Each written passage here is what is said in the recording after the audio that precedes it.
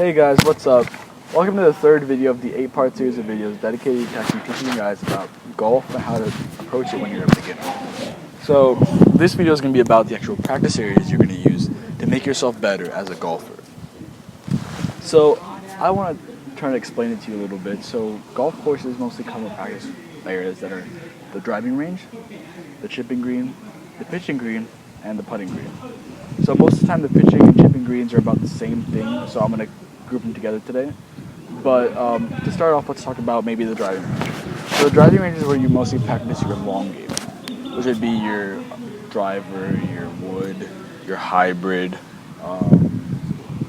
irons, maybe even wedges, depending on how you classify. Before we get into more detail, let me talk about the swing real quick. I am not qualified to give you lessons on swings, just because I'm not as good as maybe an instructor. So basically, an instructor will really help you guys when it comes to actually shaping your golf swing and giving you a swing that you can use to play golf. That's why I think you should go out and find yourself one in your area. But going back to what we were talking about earlier when it comes to what are we doing on the driving range. So that's where you do your full swing, like I said earlier. Practice your clubs all you want, hit balls, and make sure you're practicing your swing that the instructor taught you. And then remember that there's two major rules about being on the driving range. One is never walk in front of somebody when they're hitting. Because if a ball hits you at a certain speed, there's a good chance you can die, depending on where it hits you. Or you can get severely injured. Another thing is that never walk behind somebody when they're swinging. Because when the club comes back and they might hit you in the head using a metal club, it's going to hurt. And like I said, in some cases, it can even kill you. So going back to that part is that remember these two rules and never forget them when you're on the range. So this leads me to the next place in the actual golf course. This is going to be the pitching and chipping. So I'm going to group this together in basically one green today, but sometimes they have separate places for these things. And one thing you have to remember is that the pitching green is where you go to practice your short game. This is basically your wedges, and then chipping can be your wedges or maybe even your irons, depending on what you use for chipping.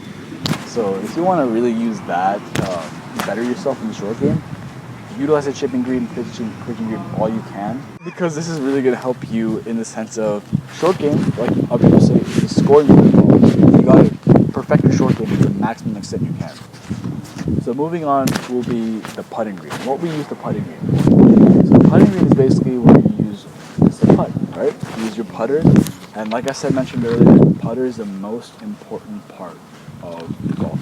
Perfect your putting, you will be amazing at golf. And the thing is, nobody's perfect at putting, which means you gotta live and breathe on the putting green, because this basically make or break your golf game. So that'll basically be it, guys. The short game, in this case for practicing, will be the putting green and the pitching green. And remember, the long game is for the driving range. But that's just to sum up the video today. Thank you guys for watching. Really appreciate the time you're taking to get yourself better. Next video will be about the actual, let's say, the long game. You know, the part I talked about for the driving range. That's what the next video will be about. And thank you guys for watching. Really appreciate it. And see you guys next time.